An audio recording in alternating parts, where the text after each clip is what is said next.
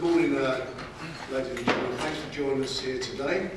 We just waited for Derek Chisora. He should be here in a moment. He's got caught in a bit of traffic, but we thought we'd start. We're not keep you waiting any longer. Right, we're here today to talk about our show, which takes place on the 20th of April at Wembley Arena, when we present the show Raw Britannia. Top of the bill will be the WBO Light Heavyweight Championship. Nathan Kirby's mandatory defence against Robin Krasnicki, who's ranked #1 and comes from Serbia, but is based in West Germany. Also on the card, we've got Commonwealth Super Featherweight Championship fight between Walsh and opponents we named.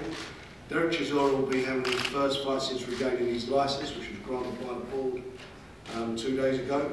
He'll be in a meaningful fight, and hopefully we'll set it up for a big fight with David Price in the summer. Frankie Gavin, who's not on the sheet that you've got, he'll also be fighting on the card. And we've got a good undercard fixture and some of our best of our young talent: Frank Willioni, John Payne, Steve O'Meara, Mitchell Smith, Joey Taylor, Miles Sheen, and Steve O'Meara. So they're all on the card, and we're moving on to the show. As you know, the show was postponed because of an injury at the time to Vasquez, who was going to be fighting Ricky Burns on the show. As you know now, that fight's not taking place because Ricky Burns has decided to go elsewhere. I've issued proceedings against Ricky Burns for breach of contracts. Some of you may have seen the claim form, which shows that there was a management contract between him and myself, and there was also a promotional agreement. So that'll take its course. In the meantime, we move forward as we always do, presenting and delivering good fights. This is a very important fight for Nathan Cleverly. Nathan can't afford to slip up, because if he does, any potential fight he has with Bernard Hopkins will go out the window. I had talks last year with Richard Schaefer from Golden Boy. We had agreed terms for Hopkins to fight Nathan, and that fight was going to take place in New York, but unfortunately the WBO ordered the mandatory, or they would have stripped Nathan for the title. Hopkins wanted to fight for a title at that stage, and obviously wasn't a champion. But now we have made the fight. Derek, there you go. Sorry, I'm late. We now made the fight, and made this fight, and Nathan comes through. I'm very, very confident that in the summer he will be facing Hopkins in the opposite corners. Big, big fight for Nathan, big fight for everybody involved, and it'll be a big fight for Box Nation, who, as you know, screen most of Golden Boy's fights on a regular basis. For Derek, Derek's had some good fights over the last year or so, in the last 18 months. All meaningful fights, all of them. Got robbed in Finland against Helenius, put a great fight up against Klitschko, and obviously last year, which was probably the biggest fight in the UK last year, was involved in one of the most exciting heavyweight fights I've seen in recent years in the UK. He's now going to come back, show what he's made of. He's not even had 20 pro fights yet, unbelievably. But I believe him, I've always believed him, that's why I stood by him. And I honestly do think that if he gets himself going, and learns from his previous fights, I really do think he can be up there and certainly challenge for a world title, if not get himself into a situation where he can win. And as we know, the Klitschko's are not getting any younger. I don't think they're going to be around for too much longer, so it's going to be really open for that division's going to be so open for all the heavyweights. And Derek is going to be up there amongst them. Liam, I think, also fought on the field in last July in West Ham, and I thought he looked superb. He's got great talent. He's only had 13 fights. I think he's a super talent, and I really do think that he's going to be going places. I want to make sure that I give him opportunities to deliver, and hopefully he'll be challenged for a world title in the next 18 months or so. Anyway, all the guys are here. If you need to ask any questions, please feel free to do so, because my pulse is still beating, believe it or not, before it runs out. Let's go. Nathan, I know you guys don't like talking beyond the fight that's coming up. But did you see Hopkins at the weekend? If you did, what did you think? I didn't stay up to watch the fight, but the next day I watched 6 rounds of the fight. And I seen enough of it really. It seemed to be the same pattern all the way through. Won the fight easy. Looked good as well. So, but it's a fight that I love. You know, I think because he's IBF world champion now. I think it's a blessing in disguise that the fight didn't happen last year, when it would have been one world title on the line. I think it's going to be better now with my world title and Hopkins, so we can be unified world champion. Where might that fight be? Comes off. To be quite honest, you know, I've always preferred a home advantage if we can get it. But I've got no problem with Nathan fighting in the States. I really have. We made the fight to be in the States last year. Because I do think that Nathan will beat him. I think he's got the style to beat him. I think he's got all the tools to beat him. It's not obviously not an easy job, and we are unfortunately looking past Krasnicki, who's no slouch himself. That's a tough fight for Nathan. If he comes through that, wherever it has to be, it'll be. In an ideal world, I'd like it to be at the Millennium Stadium because it would make a lot of sense, and I think we could, you know, the way that we like to do, we do doing the big shows. I think we could probably get 30,000, 40,000 people there. Any possibility of Liam's opponents? Where is Dean? He's hiding.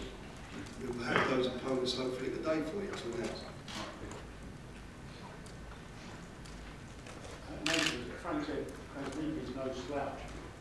Obviously, you've seen tapes of Krasnicki. Is there anything about him that you might call the problem? He's a good fighter actually. He's won his last 38 fights, so he's coming into the fight with a lot of confidence. And the thing is with these guys, you know, he'll do anything to win that world title. So he's going to give it 110%. And they're dangerous fights, risky fights. You know, in an ideal world, you just go for the big fights where you've got to deal with these mandatory challenges that got to abide by the rules.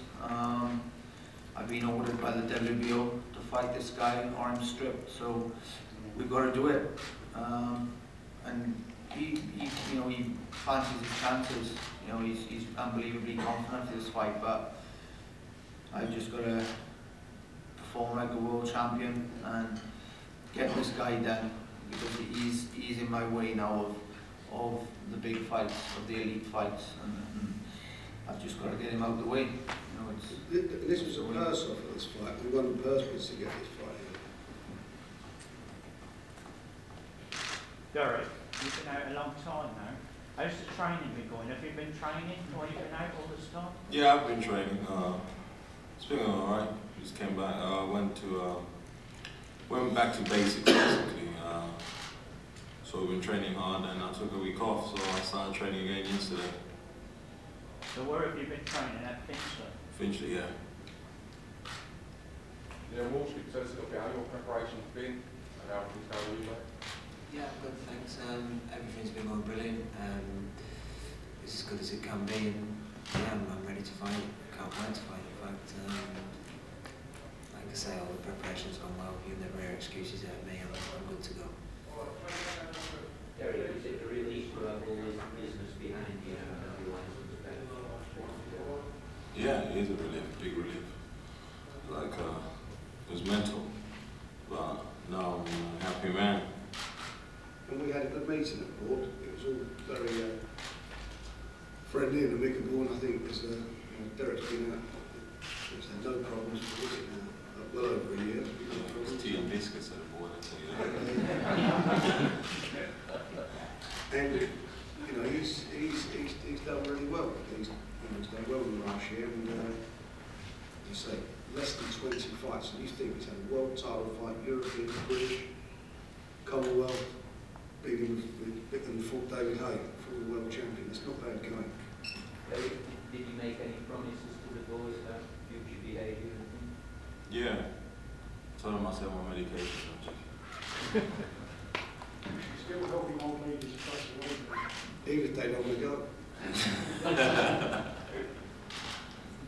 Frank, presumably you'll have to be looking for somebody overseas Or, Yeah, there's nobody. I mean, you know, that's the way that we're easing back into it, and that's what we're looking to do. So we'll bring somebody in from abroad, and hopefully he comes through that okay, set himself up for a big fight. He doesn't want to hang around, you know.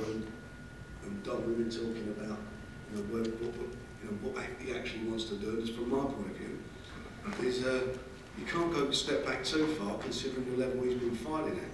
And he's been fighting quite high. He's been fighting probably tougher, I think, tougher opponents when you look at it than the Klitschko's had. If you look at the last few fights the Klitschko's had, he's fought tougher guys than them. So, you know, we've got to just. He's got a lot of experience from those fights, and I think they're standing in good stead. You know, that fight he had against David Hay, wobbled David Hay in the third round, and that bell did stop him ringing a bit early, so you never know what happened. But, you know, David Hay pulled one out of the bag like he can do, and he's very dangerous, he's a big puncher, and he got clipped, but he still got off the floor. You know, so that tells you about his fight. And I don't think Derek ever disappoints in the ring. You know, every fight he's in the ring, you know, when you see him in the ring, he gives his all.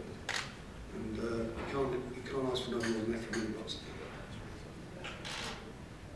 Are there any talks of opponents for Liam Walsh? We're working on that at the moment, as I say, we'll probably late today, certainly no later than tomorrow, people will be opponents.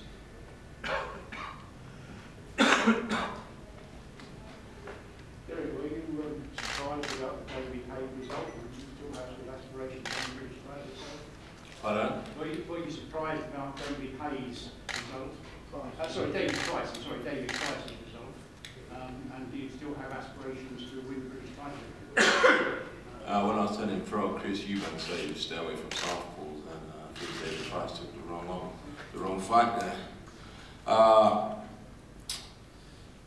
It's a heavyweight game, you know. It's like you get hit, you go on the floor. It depends how you come back up. And I think David Price will come back as a better man, and a stronger fighter, and You're looking to fight? for the right money, yeah. Exactly. Frank, where would that be? Liverpool, London? Don't know really. Liverpool. I don't think the Liverpool ring was big enough for it. It's a big fight. You know, for both of them. You know, David Price got knocked over, sensationally beat. You know, and it's a bit of redemption for both of them. Whoever goes into that fight, if that fight could be made, whoever goes into, whoever comes out of it as the winner, is going to move very quickly, I think, towards fighting for world title. And the loser, depending how he loses, I think it's going to set him back. So it's a fight where they've got all to go for. It is an exciting fight. Is that fight easier to make, Frank, just price-wise? No, I mean, you know, I'm sure we could have made it anyway down the road, but I think it makes it a more intriguing fight. I mean, before that, David Price was going to rule the world and he was the best thing since sliced bread. Now, I think everyone's got an opinion about this, you know, that we could win that fight. Me, I think Derek Chisora wins the fight. I really do. I think he'd be too much of a handful for him.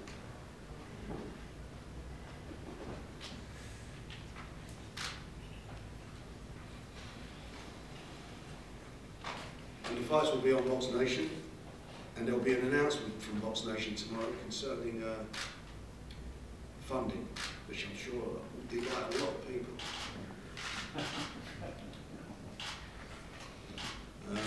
A lot's been said. I just want to say one thing.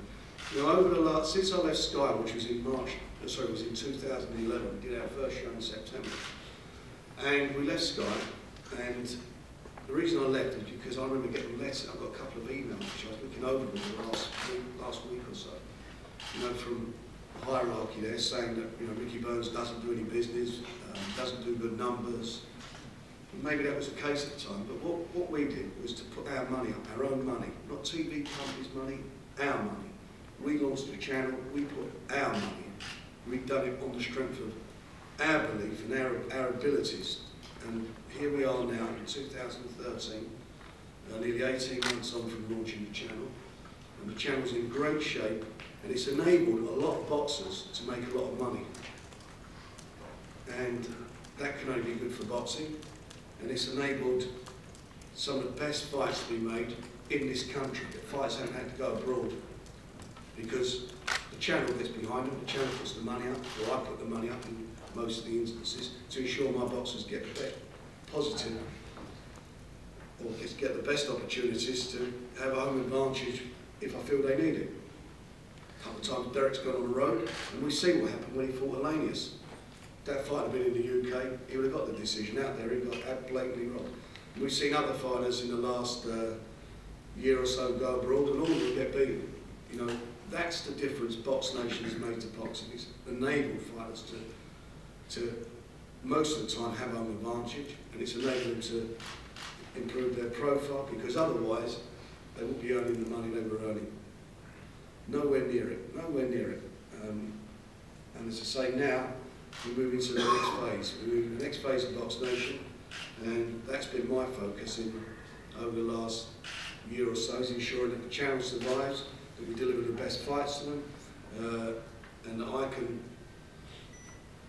deliver for my fighters who I work with, and also show them back the loyalty they've shown to me. You know, these two guys here, for example, and Liam, have been very understanding at times as to where we've been with a channel, what we had to do, and they show tremendous patience. They've shown great loyalty, and they'll get that loyalty back 100 times from me. You know, I never deserted Derek at any time when people say I walk away from him. And as for Nathan, you know, I will make sure every opportunity that I can give to him, to give him any advantage in this business, he will get, and more, because he's been more than a friend as far as I'm concerned. And it's not a friend like you talk. You met him last week and you say these are my friends in boxing, all boxers are my friends. That's not how it works. We know that's bullshit. But some people in boxing are your friends, and some people you do feel that you're always giving back that loyalty. These guys at this table have been extremely loyal, and they'll get it back from me a million times over as they move forward in their careers. And as I say, we're here to stay. We're not going away. You know, the last 30 years, I think I've been written off more times than I care to remember. I've seen them all come and go over the years, all of them, and I'm still here. I'm still punching above the weight, and I will continue to do so with the support of the staff that I've got, the friends that I've got. Man over there at the back, Mike Good, who's been fabulous with us, and I say all these things mentioning them because they've been very understanding in seeing what we're trying to do and where we're coming from. And as I say, you'll see tomorrow Box Nation's turning a big corner, and that can only be good for boxing because it creates competition. It means that there are 2 TV companies at the moment putting their fighting over the services of boxes, which means that the boxers' purses hopefully will go up. So that's where we are. That's what we deliver to the equation. For anyone to think that Box Nation will fail, they've got to be thick and stupid, because if that was the case, you had only one game in town, that means money's just going to drop and drop and drop, which was happening in 2011 before we left Sky. So that's where I'm coming from. More shows, big shows. We've got 3 shows over the next 3 weeks. We'll be announcing dates up in Scotland in the next 2 weeks, and a few other world title fights, and there's certainly some big announcements from Box Nation in the next 4 or 5 days regarding big fights that will be broadcast on the channel. So don't write us off yet, you know, because I've seen it happen so many times. You just make yourself look stupid because we're not going anywhere. Any other questions? Right, well, thanks very much. Onwards and upwards, and we'll see you next week with some more announcements. Thank you.